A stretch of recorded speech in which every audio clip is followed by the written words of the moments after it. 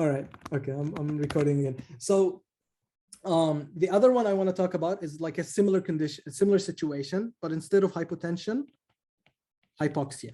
Okay, you're paged and they're telling you patient is hypoxic now. Okay, and when they say patient is hypoxic, you get paged and then patient X is hypoxic. This is like acute hypoxia. Usually it's like acute hypoxia, right? So as we learned, first thing you want to do is what? See the patient, right? So when you see the patient, again, as we first thing we do is repeat or recheck, right? So when you're rechecking for hypoxia, what are you checking exactly? Which monitor, what thing are you checking? O2 pulse. You mean the the pulse hemoglobin ox, right? level? Yeah, The pulse oximeter. Okay, so you're checking the pulse ox. Very important is that the pulse ox itself, the monitor on the pulse ox, has a waveform, and the waveform is called the pleth. Sometimes they call it the pleth. This is the waveform of the pulse ox. Okay, the waveform is very important to determine the accuracy of the measurement. Sometimes some of these monitors might not have it, so I would urge you to get a monitor that has the waveform so you can see it. Okay, because sometimes the waveform might be, like all crumbled, and then the monitor is telling you, it's the percent sat is 70%. This one is probably incorrect. Okay, so I wouldn't even take that one. But instead, the normal pleth that you should have, it should be something like this. Okay, it's like a wave that goes with the heart rate, essentially. And then if this one says 70%, then you're in danger. Okay, so this is correct. This is real. Okay. So you repeat it, okay, and then you see that the O2 sat is less than a specific number. Okay, what is this number that we get concerned about? What is the cutoff? What is your cutoff for like hypoxia? If you were the intern, what do you think?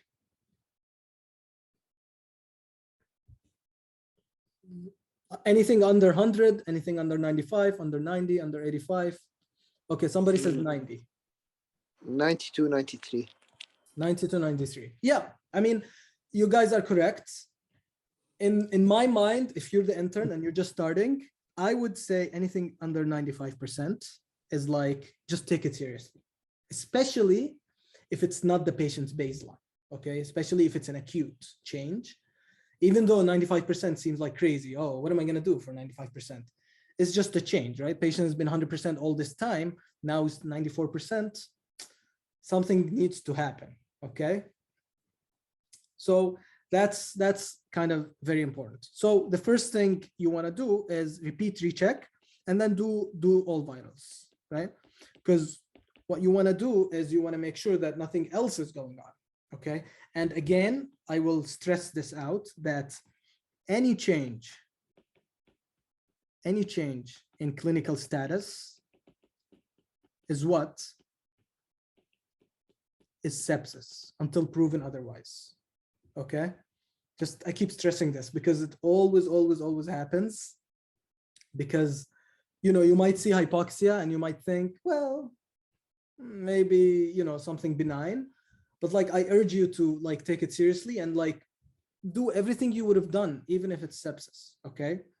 So let's say you repeat the vitals and you find that the patient's blood pressure is 110/80, heart rate is I don't know, 95, and the O2 sat is 90%, and is afebrile.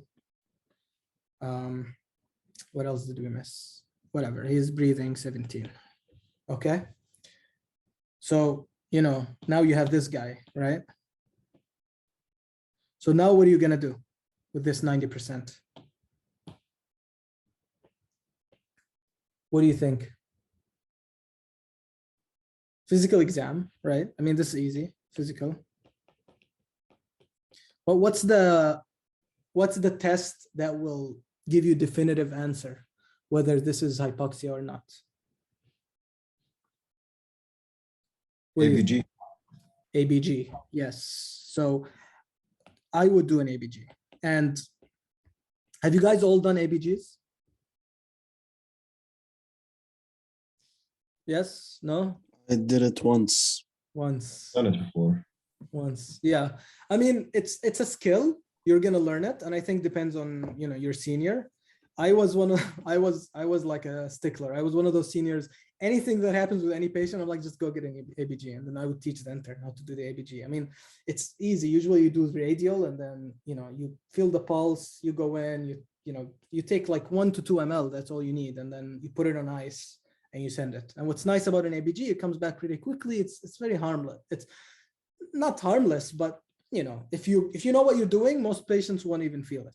It's just a small prick. Okay, so I would usually get an ABG here from the radial, usually from the radial artery. Okay, and then the ABG will tell you. So ABG will have the percent, and it will have the actual O2 pressure, the partial pressure of O2, and that will tell you if the patient is hypoxic or not. Okay, what's important about an ABG is to mention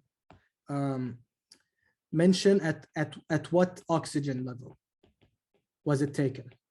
Was it taken at 2 liters nasal cannula, or was it taken at room air? Okay, especially if it's room air. Room air or not, that's the most important question. Okay, and again, let's say you confirmed, like let's say confirmed 90%. Okay, now what? So you confirm that it's 90% on ABG. What do you think? Give oxygen. Give oxygen. Perfect. So again, this is going to be 2 parts. Part number 1, management of hypoxia, right?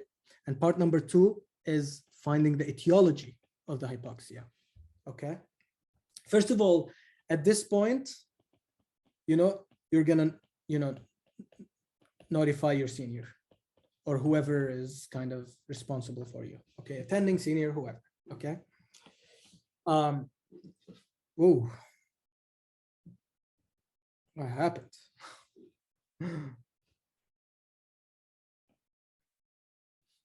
I think I lost, hold on. I lost connection with my, you guys can't see my screen, right?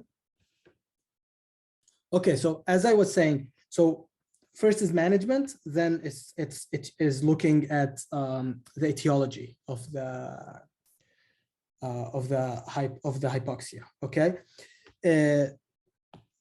when you're dealing with hypoxia, by the way, just to kind of keep it academic, what do you think?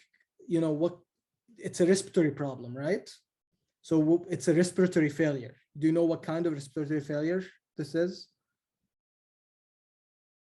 It's type 1. Type 1, exactly. This is what we call type 1 or hypoxic respiratory failure. Okay. It's just a fancy way of trying to like name things. But to you want to treat the hypoxia. Okay. So treating the hypoxia, I'm just going to give you kind of the algorithm of how to treat the hypoxia. When you treat the hypoxia, there is like a ladder that you climb. Okay, especially if you're dealing only with hypoxia. I'm not talking about hypercapnia. It's a little bit different. But when you're talking about hypoxia, there's a ladder that you climb. Okay, and the ladder starts as follows. The first thing is nasal cannula. Okay, and a nasal cannula can go from anywhere between 2 to 6 liters of flow. 6 liters is the max. Okay. Let's say somebody is on 6 liters of nasal cannula, but they're still desatting. You know what's the step up from here? High flow nasal cannula. High flow, somebody's saying. Somebody High said, flow nasal cannula. yeah. So Face mask. face mask. Okay, yeah, face mask. I would start with face mask before high flow. Okay, so face mask. So there's two things. There's a face mask, and face mask is gonna be hooked up to 6 liters, but with a face mask, you get a little bit of retention. Okay. Let's say face mask and you're still hypoxic. You know what's a step up from face mask? Before high flow. Non-rebreather. Non-rebreather. Oh, perfect. So non-rebreather, not a lot of people know this. Non-rebreather. I don't know if anybody experienced it, but non-rebreather is it looks like a face mask, but it has a little reservoir, and the reservoir gives a little bit of forward pressure for the gas. So it gives a little bit more flow to the patient. Okay. So non-rebreather, or, NRB, essentially, what we call it sometimes, is the next kind of logical step. Okay. Again, before I get to high flow, I just want to mention one thing. Before you even get to high flow, you can try one more thing. Anybody has an idea? It's kind of counterintuitive a little bit to think about, but you can try Cpap or Bipap. What's Cpap or Bipap? So Cpap is continuous positive airway pressure, which means this is a mask that fits really tight and it gives continuous pressure while giving oxygen. Okay. How about Bipap? What's the difference between Cpap and Bipap?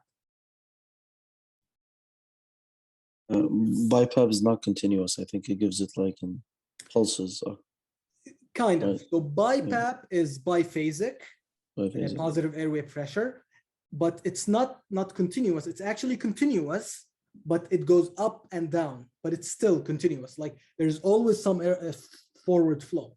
So it can be like, you don't need to know these now, but it can be like 10/5 essentially, which means you're giving 10 in and then 5 out, like, and then it's synchronized with the patient's respiration. So when the patient breathes out, it gives 5. When they breathe in, it gives them more, it gives them 10.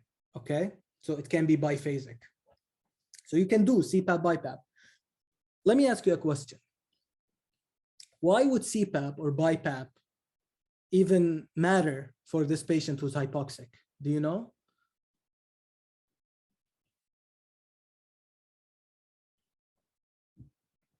What do you think?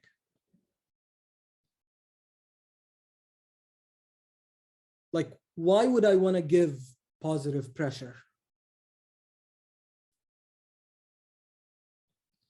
So the answer is because to open up the alveoli that have collapsed due to hypoxia. perfect. Yeah, that's the right answer. Somebody mentioned pressure to open the airway. It's not really the airway. So that's another thing, is that when sometimes we say airway and sometimes we say the alveoli, but the correct answer is the alveoli. So really the alveoli, again, this is pathophysiology, but in reality, when you're thinking about it, think of it as a balloon that's collapsed and you're trying to open it up. You need a lot of pressure to open it up. But if it's open, it's easier to keep open. Okay. The other thing is a lot of people will breathe out and then parts of the lung might collapse, and you want to prevent that from happening. And so you want to keep everything open. You want to give pressure. So Cpap, Bipap might help with hypoxia. Okay. And what I want to say is that, remember that ABG you did? So the ABG you did might give you that the patient has high CO2, which means they have what? Respiratory acidosis, or not necessarily respiratory acidosis, but hypercarbic respiratory failure, essentially. This is, the mixed type 3, type 1 is hypoxic, type 2 is CO2, type 3 is the mixed, okay? If the patient has a mixed respiratory failure, Bipap is the preferred method, okay? Because you want to move that air out, you want to move that CO2, and it gives the best way. With respiratory acidosis or hypercarbic respiratory failure, Bipap is the best. However, as some of you mentioned, the next step really is to, to jump over Cpap Bipap and do a high flow. Okay. In high flow, you need to know the maximum you can go. So remember how with the nasal cannula, you give 6 liters. How much high flow can you give? So high flow consists of 2 numbers.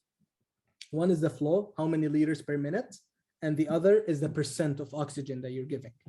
The maximum high flow is 40 liters per minute at 100% O2, okay?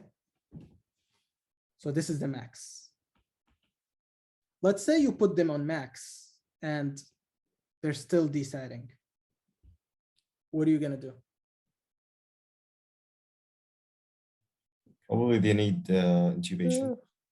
Exactly. At that point, they just need to be intubated. So intubate is the next step, okay? So this is technically the ladder of hypoxia, and you have to be careful. At which point do you think you will start thinking about ICU?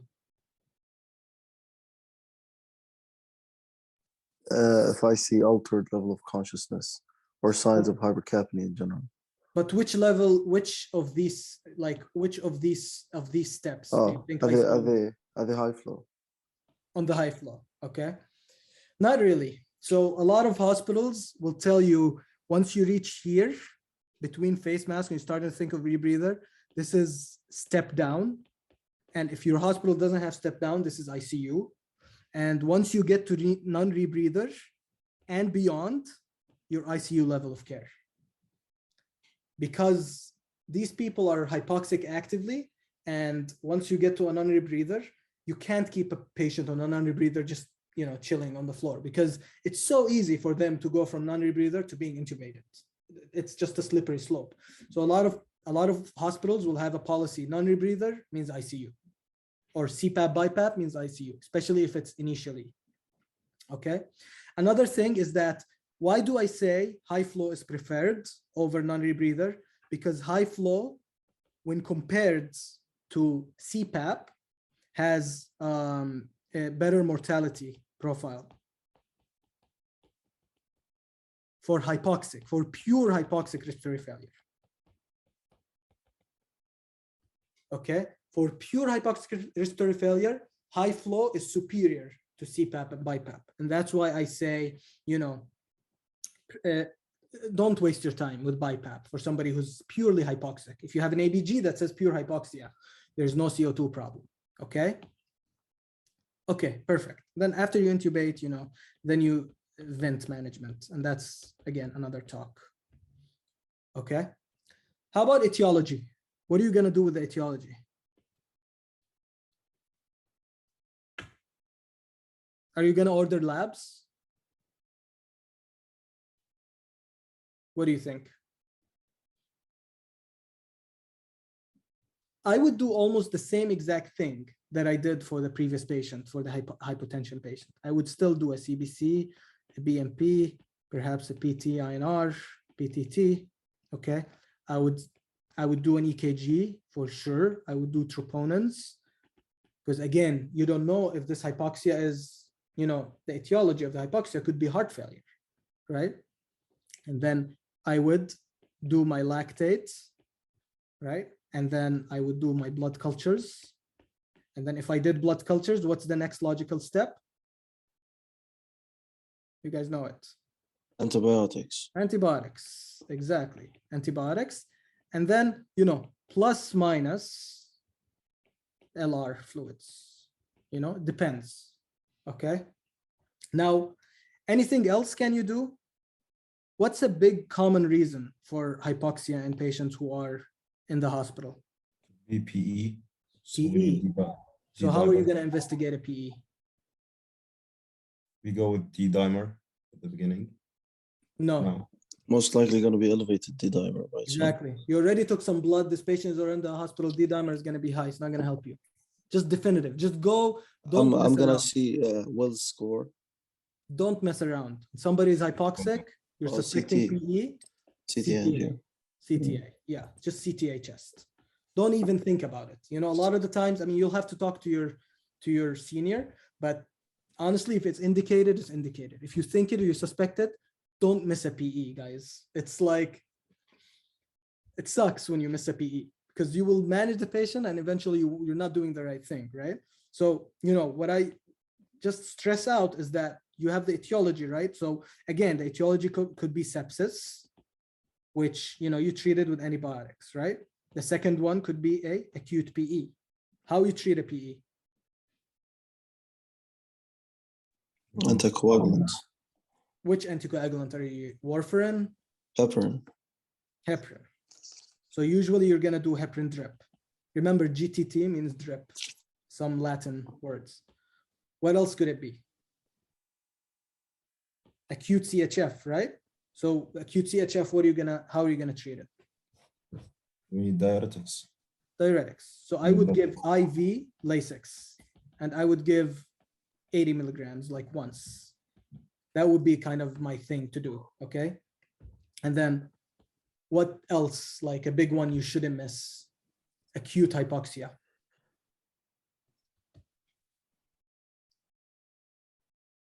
Pneumonia. Pneumonia, acutely, it's not gonna, you're on the right track. Remove the NIA. Pneumothorax. Pneumothorax is the big one, okay? And then how do you treat it? Needle, right?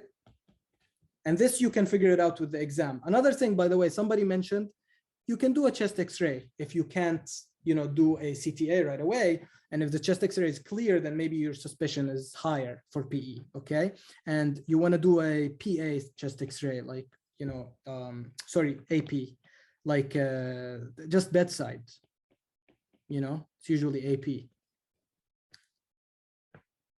Okay. It's tough. It sucks. Like when you're dealing with this, you have to have all these things on your mind. You have to deal with all these things. But I think this is the right way to do it. And you have to think about it whenever like you have hypoxia. Any questions about this one? When do I know when to step up? Like how long do I wait for improvement on oxygen level? Good question. I mean, honestly, be very like, you know, be very quick. The decision has to be very quick, like minutes, you know, don't give like 6 liters oxygen, patient is still doing 90%. It's not going to improve. I mean, you know, some people are mouth breathers and the nurse will try to hit you with that. Oh, he's just a mouth breather. He's setting 90%. Don't buy that. Patient is hypoxic, you know, mouth, nose, whatever. So step up. Just if you feel like there's no improvement after you started the measure, hypoxia should resolve pretty quickly if it's just that, okay? So I would step up quickly, fast rather than slow.